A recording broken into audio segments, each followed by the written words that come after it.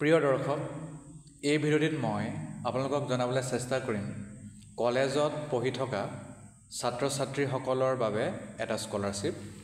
এই স্কলাৰশ্বিপ বিভিন্ন ষ্ট্ৰীমত under graduate course কৰি থকা ছাত্ৰ-ছাত্ৰীসকলক দিয়া হয় আৰু এয়া স্পেচিয়েলি আমাৰ উত্তৰ পূব ভাৰতৰ ছাত্ৰ-ছাত্ৰীৰ বাবে হয়। গতিকে ইয়াৰ বিষয়ে সবিশেষ তথ্য এই ভিডিঅ'টিৰ মাজেৰে আপোনালোকক জনাই যাম। বৰ্তমান মই আছোঁ UGCৰ ৱেবছাইটত।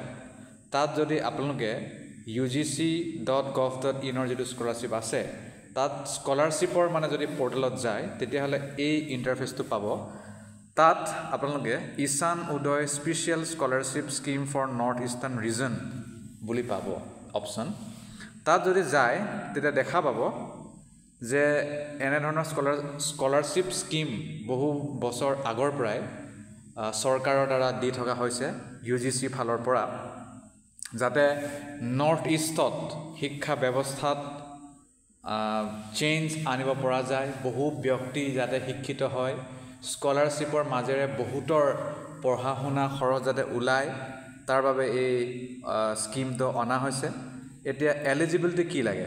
এলিজিবিলিটি হ'বলৈ The scholarship is open to those students who have passed class 12 or equivalent examination from a school situated within any year through a recognized board of education. তাৰ আপুনি ক্লাছ 12 পাছ হ'ব লাগিব যিকোনো ষ্ট্ৰীমত, আৰু বা ইয়াৰ সমপৰ্যায়ৰ বৰ্ডৰ পৰীক্ষা পাছ কৰিলেও হ'ব, আৰু আপোনাৰ স্কুলটো নৰ্থ ইষ্ট ৰিজন আমাৰ উত্তৰ পূব ভাৰতৰ 8টা যিটো ৰাজ্য আছে তাৰে ক'ৰবাত আপোনালোকে পঢ়া হ'ব লাগিব, ৰিকগনাইজ বৰ্ডৰ পৰা পাছ কৰা হ'ব লাগিব।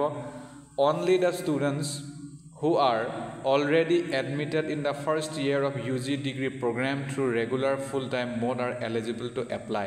তাৰ যদি আপোনালোকে অনলাইন, ODL, ডিষ্টেঞ্চ তেনেকৈ যদি এডমিশ্যন লৈছে, আপোনালোকে এইটো নাপাব। ইয়াত কৈছে যে অনলি অনলাইন সকলেহে পাব,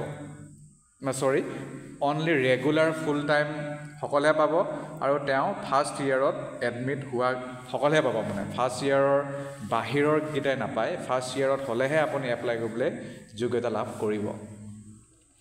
The scholarship is available for those students only who are pursuing a recognized UG degree programs as specified and notified by UGC from time to time.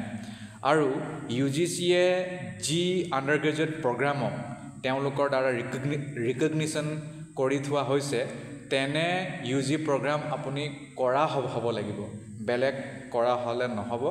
এনেও কলেজত যিবোৰ প্ৰগ্ৰাম থাকে সেইবোৰ প্ৰায়ে UGC ৰিকগনাইজে থাকে, চিন্তাৰ কোনো কাৰণ নাই। In case of integrated and dual degree programs, the scholarship will be payable for the UG component only. যদি আপুনি দুটা ডিগ্ৰী কৰিছে একেবাৰে বা ইণ্টিগ্ৰেটেড কোৰ্ছ কৰিছে, তেতিয়াও আপুনি মাত্ৰ আণ্ডাৰ গ্ৰেজুৱেট প্ৰগ্ৰাম যেতিয়ালৈকে আপোনাৰ থাকিব তেতিয়ালৈকে আপুনি পইচাটো পাব বা আপুনি ইয়াৰ লাভটো পাব, তাৰ পিছত বাহিৰত নাপায়। The income of the parents of the student should be below Res 04.50 lakh per annum. আৰু আপোনাৰ যদি আপুনি ষ্টুডেণ্ট হয়, তেতিয়া আপোনাৰ পেৰেণ্টছৰ অভিভাৱকৰ যিটো ইনকাম, সেইটো ইনকামটো 0.450 লাখ পাৰ মান্থ পাৰ এনাম হ'ব লাগিব। বছৰি 0.450 লাখৰ তলত হ'ব লাগিব। যদি বহুত বেছি থাকে, চৰকাৰী চাকৰিয়াল হয়, তেতিয়া কিন্তু নহ'ব, বা যদি বিজনেছ কৰে তেতিয়াও নহ'ব। ইনকাম য'ত বেছি তাত নহ'ব। আৰু প্ৰতি বছৰে 10,000টা চিট খালী থাকে। 8টা ৰাজ্য, প্ৰতি ৰাজ্যতেই চাবলৈ গ'লে চাগে ভাগ কৰি দিলে 1200 মানে চাগে পৰিবগৈ। 3 বছৰৰ পৰা 5 বছৰলৈকে পাব স্কলাৰশ্বিপটো, আৰু প্ৰতি বছৰে 80,000 টকা পাব। প্ৰতি বছৰে 80,000 টকা ট'টেল পাব। মাহে মাহে পইচা ভৰাই থাকে। ছায়েন্স ষ্ট্ৰীম লোৱাসকলক চাগে 5,500, বাকী সকলক চাগে 5,000 নে 4,500 দিয়ে।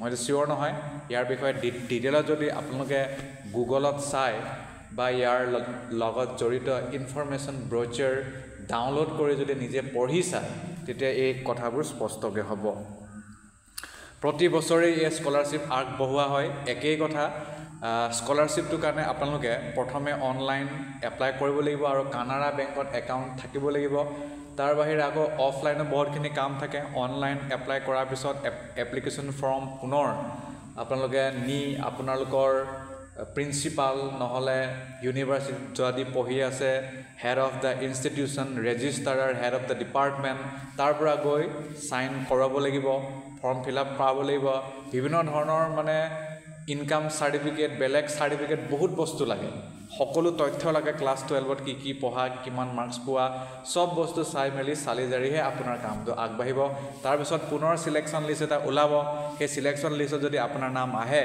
তেতিয়া আপুনি প্ৰতি মাহে মাহে পইচা পাই থাকিব কেতিয়াবা প্ৰতি মাহে মাহে নাপাবও পাৰে তেতিয়া একেলগে পইচা ভৰাই দিয়ে 3-4 মাহৰ পিছত মানে এটা মানে বুজন পৰিমাণৰ পইচা দি দিয়ে আৰু তেতিয়া বহুত দেৰি নহয় কিন্তু দি থাকে আৰু সেই তাৰ সম্পূৰ্ণ তথ্য আপোনালোকে স্কলাৰশ্বিপ পৰ্টেলত গম পাই যাব https://scholarship.canarabank.in ইয়াত গ'লেই সকলো তথ্য লাভ কৰিব প্ৰতি বছৰে এইটো দিয়ে সেইকাৰণে এই ৱেবছাইটত গৈ থকাটো ভাল যিসকল বৰ্তমান ফাৰ্ষ্ট ছেমিষ্টাৰত আছে তেওঁলোকেও এইটো লাভ ল'ব পাৰে বা যিসকলে এতিয়া ফাৰ্ষ্ট ছেমিষ্টাৰত মানে ফাৰ্ষ্ট ইয়েৰ বুলি কৈছে মানে ছেকেণ্ড ছেমিষ্টাৰটো পাৰিব তাৰ আগত যিসকল এতিয়া 12ত আছে তেওঁলোকে যদি গ্ৰেজুৱেশ্যন কৰাৰ কথা ভাবিছে তেওঁলোকেও এইটো এলিজিবল হ'ব কিন্তু আৰু এটা কথা আপোনালোকৰ মাৰ্কছটো মেটাৰ কৰিব যাৰ মাৰ্ক বেছি সি মানে সিলেকশ্যনটো পাব কম সকলে নাপাবও পাৰে সিমানেই কথা ধন্যবাদ